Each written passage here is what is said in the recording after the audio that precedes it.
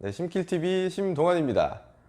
반갑습니다. 네, 오늘은 많은 분들이 고민이신 이 여성분들 갱년기 비만에 대해서 제가 한번 알아보려고 합니다. 일단 갱년기 비만에는 사실은 딱 한 가지의 어떤 원인이 아닌 다양한 원인이 있겠지만 가장 대표적인 원인이 바로 이 여성 호르몬의 감소로 인한 근육 저하, 그리고 이를 통해 발생하는 기초대사량의 감소가 이 가장 큰 원인이라고 할 수 있는데요. 갱년기가 진행됨에 따라서 난소의 기능이 점점 퇴화되고 난소에서 발생하는 여성 호르몬이 줄어들죠. 근데 이럴 때 우리의 사람의 몸은 여성 호르몬, 이 난소가 퇴화되기 때문에 대체적으로 내가 대체할 수 있는 그 대용품으로 여성 호르몬을 공급받을 수 있는 이 지방을 많이 축적하게 됩니다.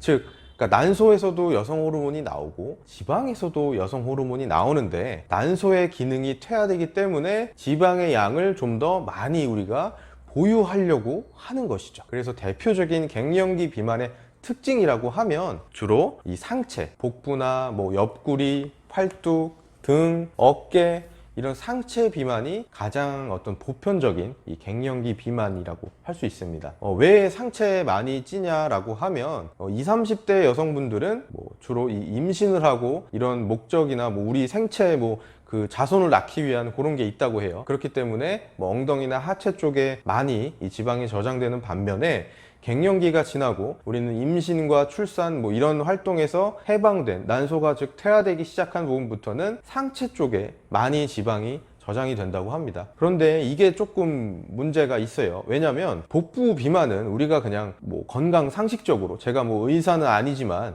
우리가 건강 상식적으로 많은 분들이 알고 있죠. 과도한 복부 비만은 어떤 만병의 근원이 된다는 것을요. 그렇기 때문에 복부 비만, 팔, 상체 등 다 마찬가지입니다. 우리가 미용적으로도 좋지 않지만 건강적으로도 꼭 잡아주고 조금 관리를 해주고 이러한 필요성이 있다는 것이죠. 왜 그걸 제가 더 많이 실감을 하냐면 실제로 오프라인 클럽에 찾아오시는 많은 분들이 대부분이 허리 통증을 얘기하시고요. 혈압이나 당뇨 이런 거 이미 시작되신 분들도 있고요.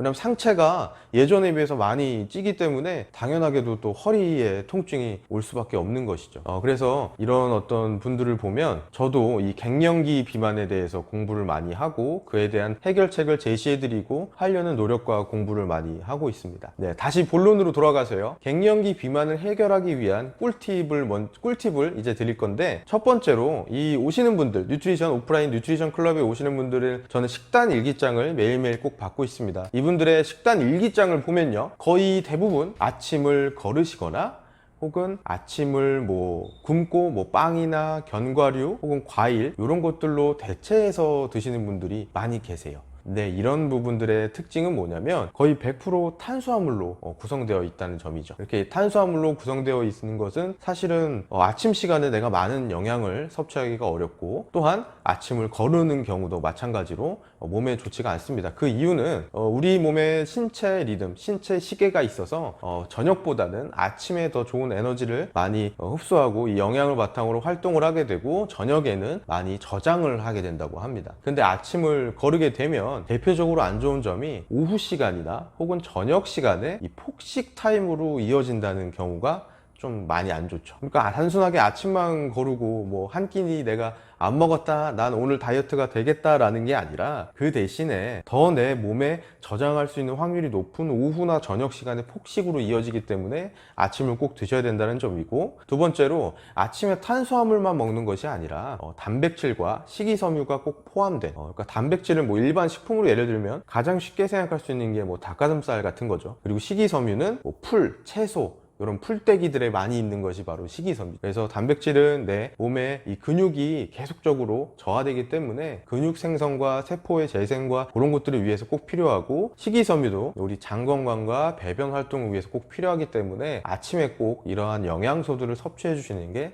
좋다고 제가 이 꿀팁 나름 뭐 많이 알고 계시겠지만, 저보다도 더 많이 알고 계시겠지만 이런 꿀팁을 드리고 싶고요. 그리고 갱년기 다이어트에서 또 주의하실 점이 있습니다. 원래 지속적으로 뭐 운동을 하셨거나 혹은 마음 먹고 내가 살을 빼겠다, 다이어트를 하겠다 라고 하시는 분들은 간혹 이런 분들이 계십니다. 유산소 운동에 너무나 집착하셔서 매일매일 내 몸무게는 체크를 해요. 더 적게 먹고 막 걷고 달리고 이런 어떤 유산소 활동을 통해서 몸무게는 점점 줄어들고 있구나 하지만, 우리가 주의해야 될 점은 근육의 감소가 계속적으로 되고 있기 때문에 내가 유산소 운동 열심히 한다? 결국에는 탄수화물과 지방을 에너지로도 쓰지만 우리가 근육도 이 에너지로 쓰게 됩니다. 그렇게 되면 과도한 유산소 운동은 근육의 양도 줄어들게 되는 것이죠. 그러니까 최종적으로는 살은 빠지고, 즉 몸무게, 내가 체중계에 올라갔을 때 몸무게는 줄어들지만 내 지방량은 그대로거나 혹은 지방량이 더 늘어나는 경우도 있어요. 그렇다면 결과적으로는 마른 비만이라고 하는 게 되는 것이죠.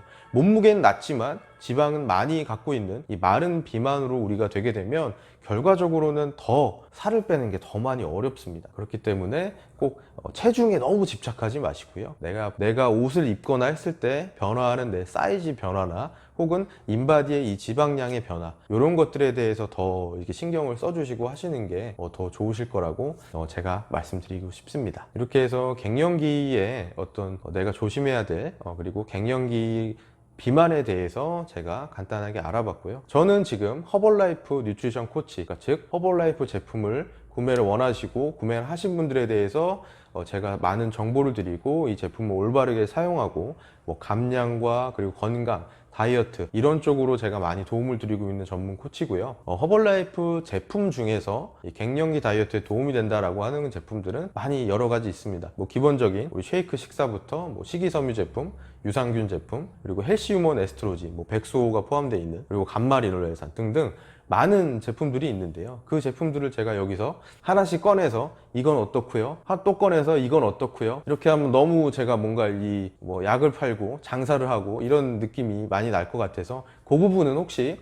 궁금하신 분이 계시다면 저한테 따로 연락을 주고 문의를 주시면 제가 거기에 대해서 자세하게 알려드리겠습니다. 자, 이렇게 해서 오늘 갱년기 비만에 대한 정보들을 영상들을 마치겠습니다. 네, 여러분들 시청해 주셔서 감사하고요. 또 궁금하신 부분 꼭 문의 주세요. 친절 상담 받아보세요. 네, 영상 봐주셔서 감사합니다. 바이바이.